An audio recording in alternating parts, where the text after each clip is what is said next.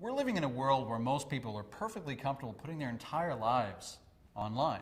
Photos of ourselves and our family and our kids and our dogs and where we're at and what we're doing and what we're having for dinner and which restaurant we're going to and all these sorts of things. And nobody really seems to mind that. In fact, it's sort of the accepted norm. I'm not necessarily one of those people that does that. Maybe you're not either, but it certainly is the accepted norm now. Privacy is something that's increasingly fleeting. There's less and less and less of it. So not only are people kind of voluntarily putting their information online, but of course the government's going and grabbing as much of it as they possibly can, whether we like it or not, whether we know it or not. I'm one of the few people maybe who thinks that's actually still a problem. Now, the good news is that all the technology exists to actually do something about it, if you care enough to do it. If you care about privacy, there are a lot of options that you have on the table to do something about it, and these don't need to be complicated. Just bear in mind a few things. Number one, email is simply not secure. When you send an email to somebody, anybody, just an open and unsecure email, always remember in the back of your mind that it's like shouting at somebody across a crowded room. It's something that anybody's really going to be able to hear and see. And you know, even if you don't want to go through the trouble of encrypting your email or switching email accounts or any of these sorts of things, which I would say there are actually a lot of free email systems out there that don't cost you anything. It costs very, very little that you might be able to switch to that are more secure in different jurisdictions. But look, just bear one thing in mind. Just don't put anything that's really sensitive in an email.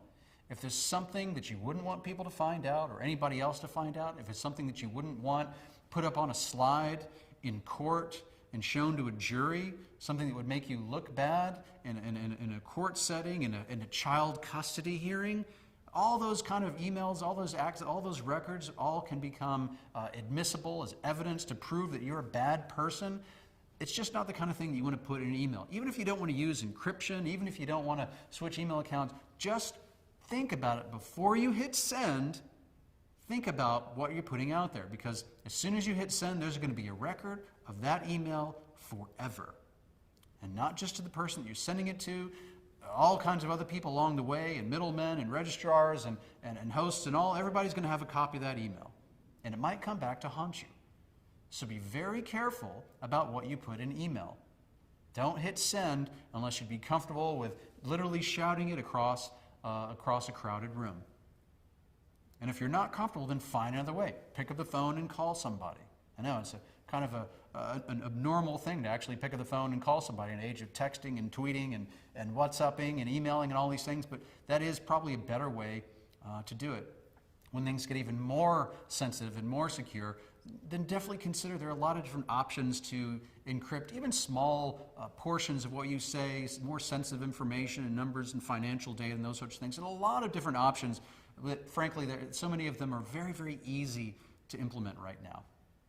I think that in terms of asset protection and digital privacy, it's actually one of the areas that is the easiest to achieve, because even with just a few tweaks, moving to another email account, which, by the way, I mean, people might use one of the more popular free email accounts right now. You can move to another even free email account that simply is based in another jurisdiction. Did you know, for example, that if you use an email account that happens to be based in the same country of where you live, that a judge could freeze you out of your own email account?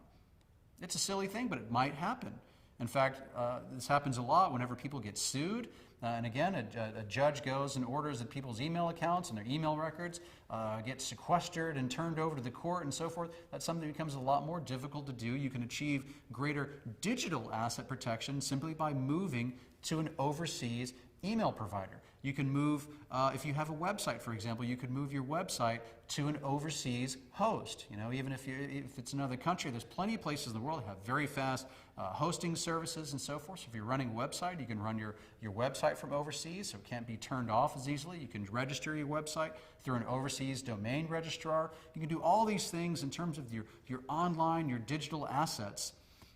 Some of the easiest ways to diversify internationally is through digital asset diversification, and in many cases it doesn't cost you anything more. It might even be free, very easy with just a few tweaks to do. But never forget, there's one thing that I hope that you remember from this is before you hit send, always, always, always remember that whatever you put in email might come back to haunt you. So think very carefully before you hit that send button.